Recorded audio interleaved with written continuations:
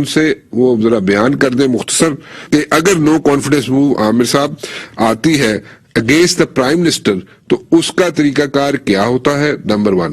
اور میں سارے کوسچنز آپ کے سامنے ایک ہی دفعہ پیش کر دیتا ہوں تاکہ مجھے آپ کو روکنا نہ پڑے. اور اگر نو کانفیڈنس موو آتی ہے اسپیکر نیشنل اسمبلی کے خلاف تو پھر طریقہ کار کیا ہوتا ہے؟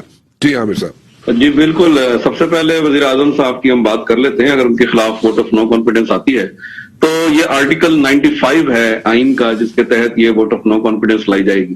اور اس کا طریقہ کار یہ ہے کہ 20% of the total membership of the assembly جو ہے وہ ایک ریزولوشن یا نو کانفیڈنس موشن جو ہے وہ جمع کرا سکتے ہیں. اور 20% کا مطلب یہی ہے کہ تقریباً 68 یا 69 ممبرز کے قریب تعداد بنتی ہے، جو یقیناً اپوزیشن کے پاس اویلیبل ہے. خالی صرف پی ایم ایل این کے پاس ہی سے زیادہ ممبرز ہیں.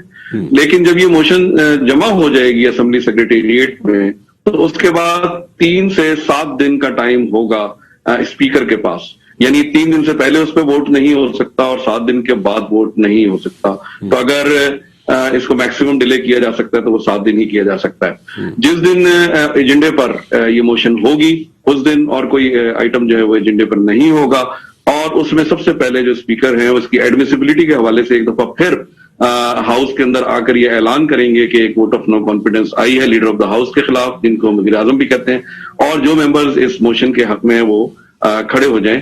تو پھر وہ ایک دفعہ پھر یہ دیکھا جائے گا کہ آیا 20% ممبرز جو ہیں وہ وہاں پر موجود ہوتے ہیں یا نہیں. اور اگر 20% ہو جاتے ہیں تو اس کے بعد وہ موشن ایڈمٹ ہو جائے گی، اس پہ ڈیبیٹ کرائی جائے گی اور اپوزیشن ممبرز کو ٹائم دیا جائے گا. وہ پرائم منسٹر کو ایک طرح سے چارج شیٹ کریں گے، اپنی تقاریر کریں گے. اور اس کے بعد لیڈر آف دا ہاؤس کو بھی موقع دیا جائے گا کہ وہ اپنی جو ہے تقریر دیں اور اپنا ڈیفینس کر سکیں. اس کے بعد جو وزیر اعظم کا جس طرح انتخاب ہوتا ہے، جو اس کا طریقہ کار ہے جو شیڈیول 2 میں دیا گیا ہے، rules of procedure and conduct of business with national assembly, اسی طرح سے اوپن ووٹ ہوگا، تھرو ڈویژن ہوگا. اور اسپیکر صاحب جو ہیں وہ 2 لابیز کو جو ہے وہ ڈٹرمن کر دیں گے، ایک موشن کے حق میں اور ایک موشن کے خلاف. اور اس کے بعد ممبر جو ہیں 1 بائی 1 اپنے ووٹ رجسٹر کرا کے ان لابیز میں جائیں گے. اور اگر اس موشن کے حق میں 172 ووٹ آ جاتے ہیں، کیونکہ majority of total majority of the total membership of the house چاہیے، تو وہ 342 کا اس وقت ہاؤس ہے، اس وقت 341 ممبرز ہیں.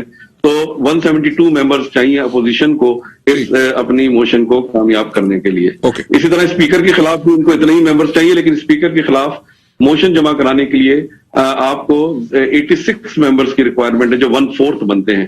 اور اسپیکر کے خلاف جو ووٹ آف نو کانفیڈنس ہے اس میں جو طریقہ کار ہے وہ سیکرٹ بیلٹ سے ہونا ہے.